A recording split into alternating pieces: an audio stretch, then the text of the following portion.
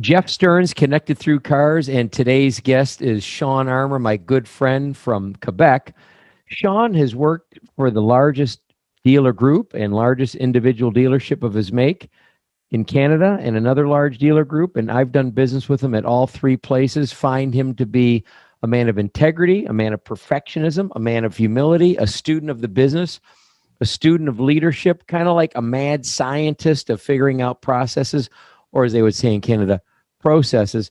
But one thing that I find so interesting about Shawn, just so you get what he's about, is when he applied at one of his original positions in the car business, car washer, he wore a suit and tie. Pay attention to Shawn, watch. I'm sure you're going to like him. At the beginning, I hate to use the term vendor, but at the beginning, that's what you guys were. But don't worry, you treated us that way. We had no mistake. We only saw ourselves as a vendor at the beginning. Yeah, but look, it's become a fruitful friendship, and we've been together now for 5-6 years. I've brought you to 3 different dealer groups, so the proof's in the pudding. I called him up and I said, "Hey, listen, I just got to pay the bills. So, are you guys looking for anyone?" And he said, "Listen, I can get you in. I know that they're looking for car washers, but that's all I really know." So in my mind, I'm like I was saying before, you never shun on anybody. You know, every position is necessary, right? So when he said car washer, I didn't see it as a car washer. You know, I saw it as, you know what, it's an opportunity. It's a challenge to be the best damn washer that they've ever seen. I saw it, there's always an opportunity. I'm just that guy. So I saw it as an opportunity to, well, am I really just processing payments? Or is there an opportunity right now to go through all of these work orders in the next 2 hours to understand what are operation codes? So that led me to being a service advisor. And then from there, I became a service manager, tried my hand out at used car sales. I did really well. I think I did 44 cars in 3 months. Just try and see what we can do with this thing called BDC. Spinelli Group built CRMs. They valued my CV when they saw it because the internet craze was just starting. So do you think if we gave you a bunch of developers, because they were a tech firm, so do you think if we gave you a bunch of developers, you could build a silo of our CRM specifically for service? No, your points were all perfect. And then once we sent you to the sensitivity training, it all came together. And then I got picked up by the Dilawri Group, which is one of Canada's largest privately held groups. I've become a growth expert. I've become a servant leader, manage the data, coach the people. Are we allowed to really use swear words on here? I don't want to swear, but so listen. Knock yourself. Canadians do swear a lot. Really what you've done is amazing. Jeff Stearns, Connected Through Cars. If they're bigwigs, we'll have them on the show. And yes, we'll talk about cars and everything else. Here he is now, Jeff Stearns. Well, this is Jeff Stearns, Connected by Cars, with my good friend, Shawn Armorer. And Shawn, I want you to notice I'm wearing my Seriously Florida t-shirt today, and I put that on knowing it was going to be you today. Yeah, well, I dare you to go outside today right now. I think we have so far, excuse the metrics there that I'm going to give you in Canadian measurements, but I think we're at roughly around 10 centimeters, and it's got to be -4 outside. So yeah, that t-shirt wouldn't get you too far. So Shawn and I go back quite a few years. For the listeners that don't know, I'm VP of sales at Car Chat 24. And if you're not in the car business, I provide that operator on the screen that says, click here for a live operator. And then our operators answer your support questions when you're asking business hours or what's a manager's name, or more important that our dealers want. Hopefully you'll be looking for a car and we get your name and number and pass it on to the dealer. That's how I met this bastard that you're looking at on the screen now. Literally. Quite literally. Shawn was running the internet department, or the BDC. And again, if you're not in the business, BDC is Business Development Center. And this would be the department that's generally first touch with a customer trying to buy a car or get service, to get an appointment, to get help, to get organized. Shawn, when I say bastard, let's see, I think I'm putting that kindly. Shawn was the pickiest, most micromanaging perfectionist. And I don't want to offend any of my other dealers that want to be seen that way. But Shawn was for sure in the top 5. I don't know that he was the top 1, but he might have been the top 1. Come on, definitely top 5. At least top 3. And I'm talking out of thousands I've dealt with. So not a terrible position. When Shawn would call me or write me, I would actually pee down my own leg once in a while. I would get so nervous. But one thing that Shawn did, I'll call him a super user. Thank you, sir. He actually taught us how to be a lot better, in all fairness. Say that again for your people, just so they don't have to rewind that. Let's get that out again. Shawn taught us how to be better, as painful as it could be on our side. Many of our processes, many of the way that we interact with the car buying or car servicing public on a dealership's website, or the processes or software that we have going on between us and the dealer. A lot of it got adjusted because of Shawn's demands that later we recognize them as constructive input, not just a kvetch. It's all about systems, right? Everything is about systems and processes. I mean, I think not to go off, but we're just talking, but all too often, especially at the head of the snake, but all too often, organizations, companies as a whole, are really focused on results and the bottom line, which is super important, right? But your results is a destination. The process is the journey. So if you're not having fun during the journey, the results, well, they're going to suffer. So through you, and we'll elaborate on this, but through you, I've learned a lot from you guys as well. So it's like a mutual friendship. And I think at the beginning, I hate to use the term vendor, but at the beginning, that's what you guys were. But don't worry, you treated us that way. We had no mistake. We only saw ourselves as a vendor at the beginning.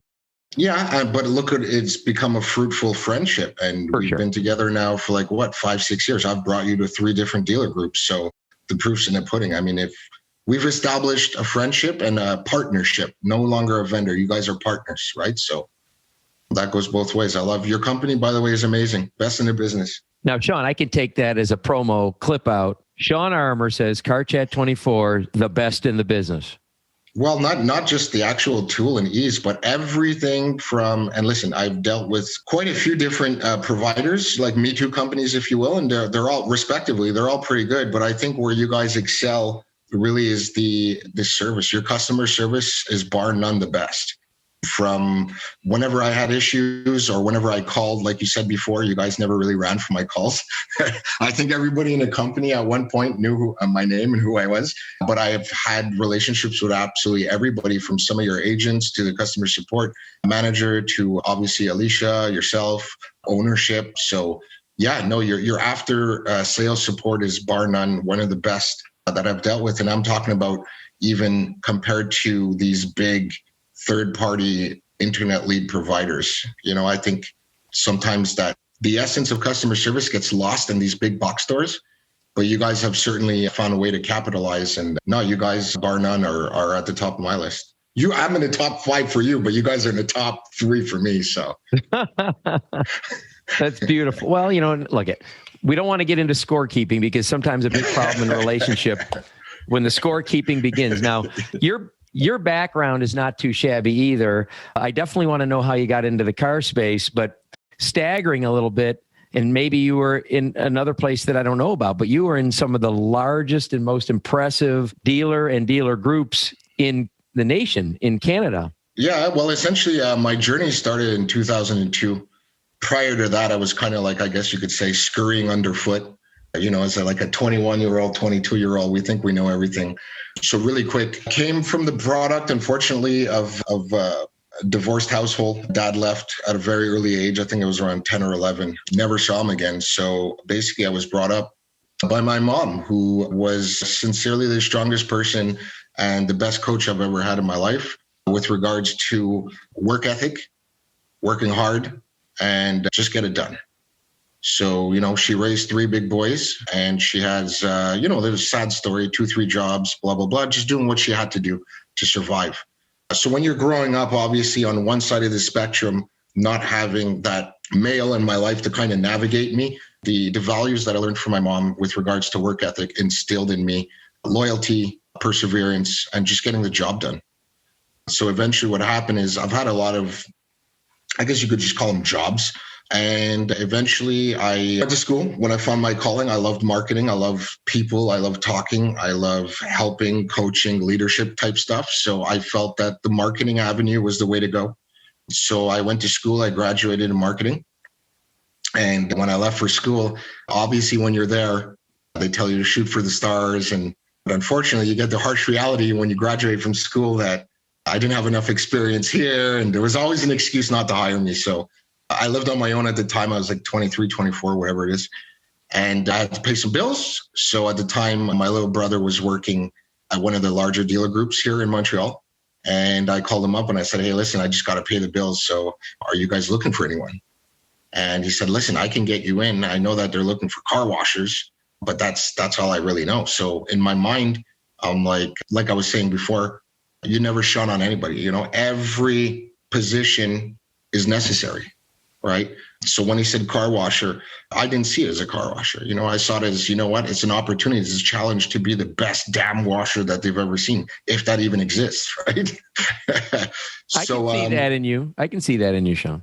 Oh, it was beyond detail. I was literally driving my manager crazy because, you know, I was in there with a toothbrush, like trying to get, you know, in between drive and reverse. And I was just like, and they're like, no, you're taking way too much time to wash these cars. But it was just my ethics, and it's just prideful. Like, that's somebody's vehicle, you know, somebody paid to have a car wash. So I'm going to wash the shit out of this thing, you know? So yeah, I guess that it came out in the wash. And then, so in 2002, I got a job washing cars. Funny story. I actually showed up to the interview with a suit and tie. The service manager at the time was like, you know, this is not a sales job. It's to wash cars. I'm like, yeah, I'm very much aware of that. He's like, okay, well, no one's ever really worn a tie to do an interview to wash cars. And I said, well, listen, it's not who I am. It's my circumstance. And I felt the need to show him that I was the real deal. And that's it. So I got into the business in 2002, washing cars. And next thing I know, 19 years later, I'm still here setting up BDCs, or business development centers, for the larger groups in Canada.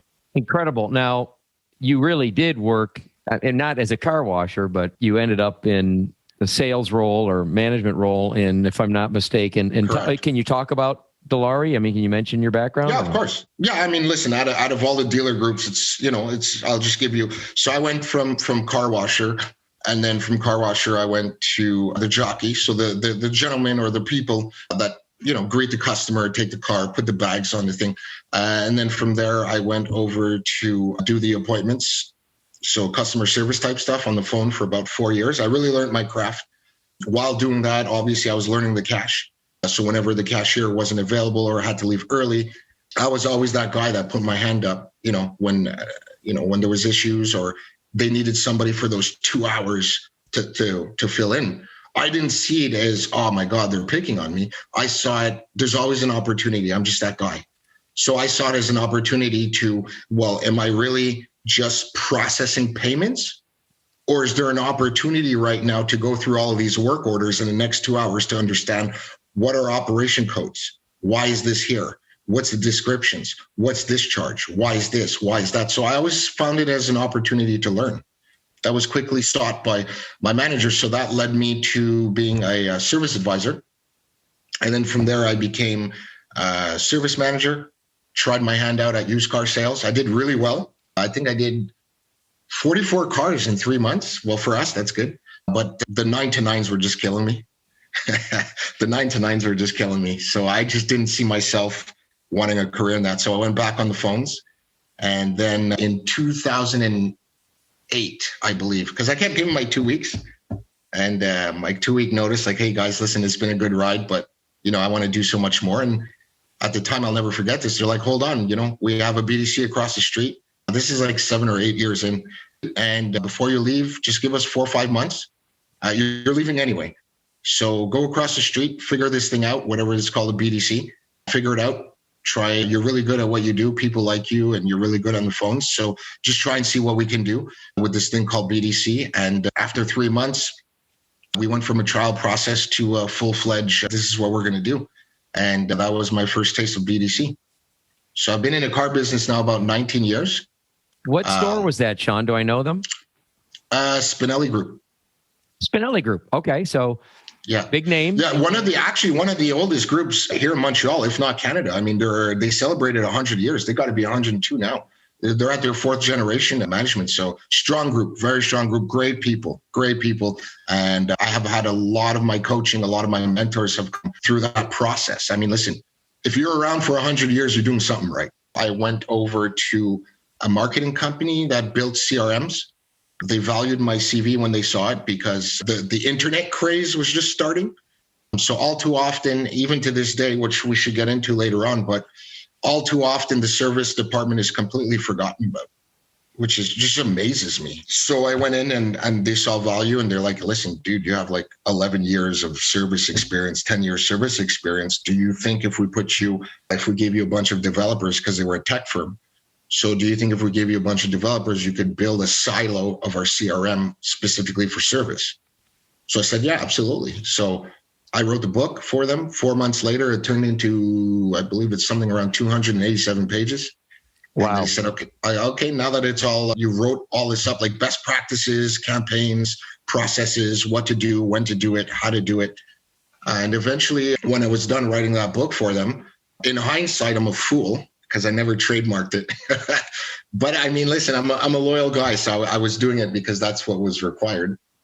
So yeah, so then I made it come to life with a bunch of developers. And that actually was amazing because it really exposed me to the back end stuff, how things work in the back, which later is the whole reason why I would bust your balls. Right? Like you knew what you were doing. You knew what you were talking about. Exactly what I needed the product to do. And you guys were cool enough to take in these recommendations and go, okay, I think he has a point. You know, his delivery is a bit unique, but he has a point. So no, your points were all perfect. And then once we sent you to the sensitivity training, it all came together. And then I got picked up by the Dilawri Group, which is one of Canada's largest privately held groups. Again, built a BDC department from the ground up. I was there for right under 3 years. Then I got picked up by another larger group, Mercedes Benz, the largest volume dealer in all of Canada. So that exposed me to another facet of the company. That's kind of where I met you. And then I got, during COVID, I got picked up by another group. So I never really quit, right? I always was kind of picked up. So, I mean, to be humbly arrogant, if I could say it that way, you know, I've become a growth expert, you know, a galvanized growth expert with regards to BDC. I mean, BDC is what I live and breathe, and built 5 of them by this point. So, well, humble arrogance. So I'm going to lean what Shawn's saying towards humility, because I don't even think it's really arrogance. I mean, like Mark Twain said, if it's the truth, it ain't bragging. I mean, look, he's running BDC in the largest public dealer group in Canada. He moves to the largest Mercedes dealer in the nation and gets their business development center going. Yep. So you really are humble about it. I mean, that's a terrific feat. I mean, I know you appreciate the opportunity, and I know you know that there was other team members involved, and it wasn't only you, but it was definitely your ideas and your push. No doubt. And you know what? I'd like to, since people are going to be seeing this, I think it's very important, extremely important for me to really emphasize. I've become a servant leader, and all the ideas that you can put, and I'm being serious right now, and I'm hoping other leaders or dealer principals can take a look at this, because at the end of the day, you can have all the great ideas, you know, and idea is nothing without execution. And I've become a servant leader. It's all about people. It always has been about people for me. You know, I manage the data, but I coach the people, always. And it's really about emotional intelligence. It's really about empathy. These are human beings, right? So seldomly does anybody wake up in the morning and say, hey, I can't wait to screw up today, right? So this is where, for me, I've devised my own coaching style or leadership style into manage the data, coach the people. So I just really wanted to be very specific that most of my success would not have come to fruition if it wasn't for my ability to hire really smart people. So servant leadership, Where did you learn this? Did you have a boss that influenced you, or did you read a book, or how did you end up? And I'm familiar with the term and I like it. How did you end up there? Oh, great question. So without saying names, because I'm just out of respect for them, it came from a couple of places. First things first, I want to thank, are we allowed to really use swear words on here? Like, I don't want to swear, but so listen. Not yourself. I mean, Canadians do swear a lot. I've had really shitty bosses along the way on this journey. I've had a lot of good ones, but I've had more shitty ones, let me tell you. So what a great question. I always remember early on in my career when we had, and it's not to be cynical, because like I said, it's the old adage of they're just focused on results. I don't care how we get there. Let's just get there. What a shitty mentality. We will get there, but let's work on the process. Anyway, I've had really shitty bosses. And along the way, I've always told myself, based on my morals, my moral compass, and what I've seen in my mom. And I've always said, if ever I'm in a position of power throughout this journey, if ever I have the opportunity to be responsible for people, at least now I know how not to do it. So that was one of the biggest lessons is just day to day, right? So thank you for all my shitty bosses. Actually, I thank them a lot. Number two, I've had two really, really great mentors in this business. Really, really good mentors, and not just mentors, but leaders.